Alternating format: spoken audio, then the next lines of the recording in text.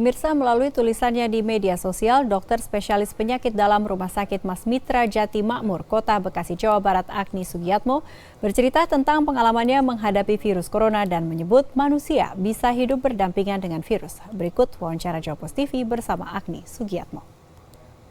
Seorang dokter spesialis penyakit dalam memberikan pandangannya terkait dengan pandemi COVID-19 di Indonesia.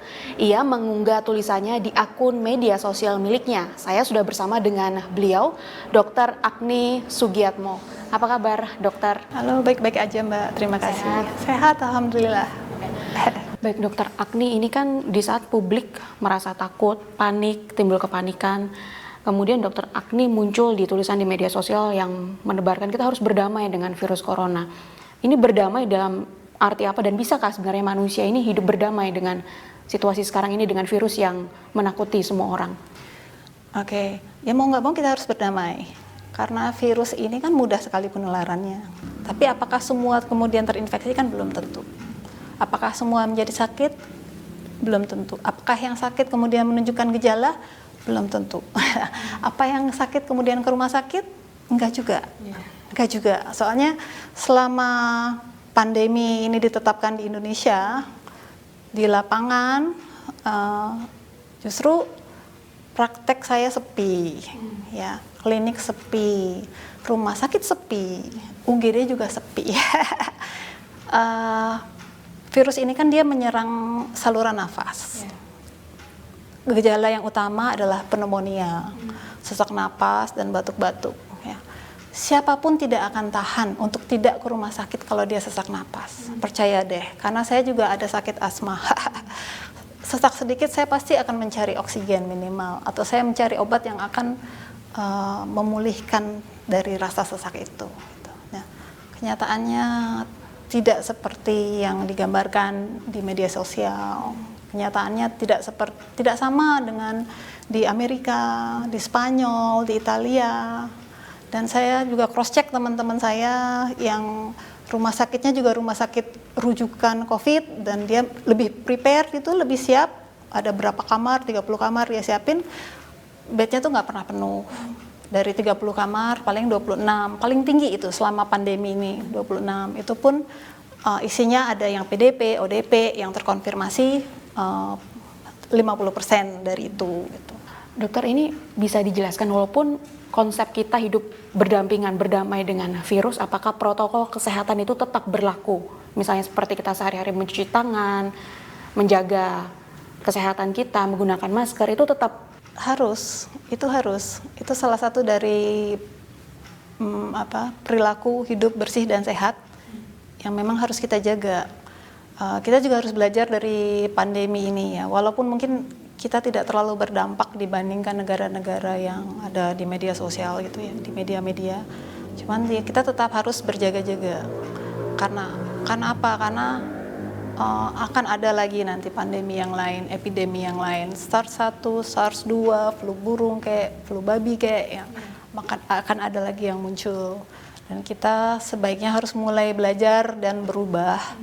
Mencuci tangan harus wajib di setiap tempat yang berkerumun banyak orang harus disediakan tempat-tempat cuci tangan seperti sekarang, sebaiknya itu dipertahankan.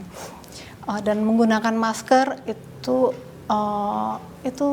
tidak bisa ditinggalkan juga. Seperti di Jepang, saya juga pernah menulis tentang santuinya Jepang menghadapi COVID. Mereka udah terbiasa membawa tisu basah, terbiasa memakai masker di area-area publik. Dokter Agni ini salah satu yang awalnya juga bersikeras harus lockdown. Kemudian di tulisannya sekarang ingin slow down. Nah, ini konsep slow down ini bisa dijelaskan apa konsep slow down yang dokter selama ini tulis di media sosialnya? Seperti apa slow down ini maksud? Slow down lah gitu. Memang banyak korban-korban teman-teman sejawat karena COVID ini. Cuman ya itu memang resiko menjadi seorang dokter, menjadi nakes ya. Kitalah memang sebenarnya frontliner itu gitu. Nah, kalau jangan sampai kita mengorbankan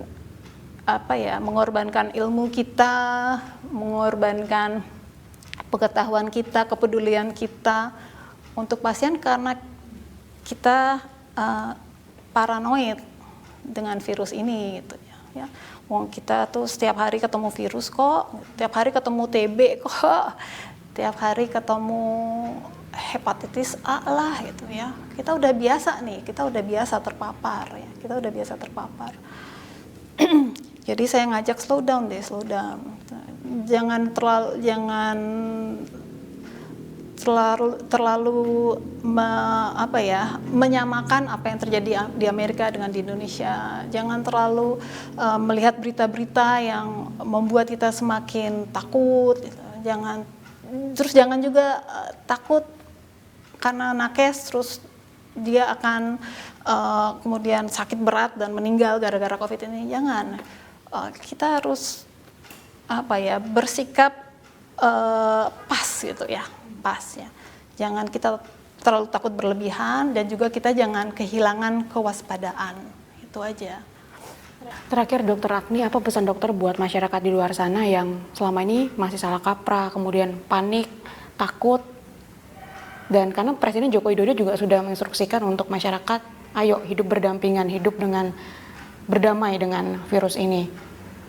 Pesan saya begini, jadi informasi-informasi tentang COVID ini kan selalu datang, dan memang kalau kita lihat angka kematian di Indonesia yang 10% itu kelihatannya fantastis ya. Tapi sebenarnya kalau kita lakukan screening massal gitu ya, angka kematian itu sebenarnya tidak akan sebesar ini. Angka kematian itu menjadi kelihatan besar karena kita belum mampu untuk melakukan screening massal. Dan bahkan karena saya ikut kuliah-kuliah dari luar gitu ya, dan bahkan diperkirakan angka kematian itu tidak jauh berbeda dengan influenza ya. Jadi sekitar 0,4, ada yang bilang 0,4, ada yang bilang 0,3% gitu ya. Informasi ini terus berdatangan gitu. Informasi yang menenangkan, yang membuat kita itu jadi tidak paranoid lagi gitu ya. Terus gitu ada juga kita sudah mulai tahu nih benang merahnya. Jadi benang merahnya lebih ke daya tahan tubuh ya. Yang terdampak itu yang mempunyai masalah imunitas ya. Entah dia karena usia, entah mungkin karena kelainan bawaan, kanker, autoimun bisa juga ya. Jadi dia memang imunitasnya terganggu gitu. Jadi siapapun bisa terpapar oleh virus ini. Yang bisa kita lakukan memperbaiki imunitas kita ya.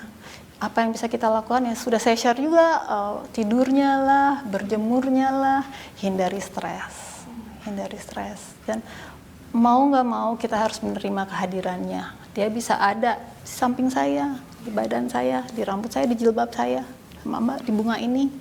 Saking mudahnya dia menyebar, dia bisa ada kapanpun, dimanapun, bahkan di dalam rumah kita.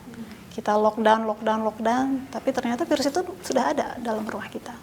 Jadi ya mau nggak mau, nomor 1 perbaiki imunitas, nomor 2 tetap dengan perilaku hidup bersih dan sehatnya. Dan jangan lupa slow down ya. Dan jangan lupa slow down. Oke, baik. Terima kasih Dokter Agni atas waktunya. Demikian perbincangan saya bersama dengan Dokter Agni. Ingat tadi pesan Dokter Agni mengatakan bahwa slow down, tidak perlu terlalu panik karena COVID ini bisa disembuhkan. Oke, dari Jakarta, Tim Liputan, Jawa Post TV.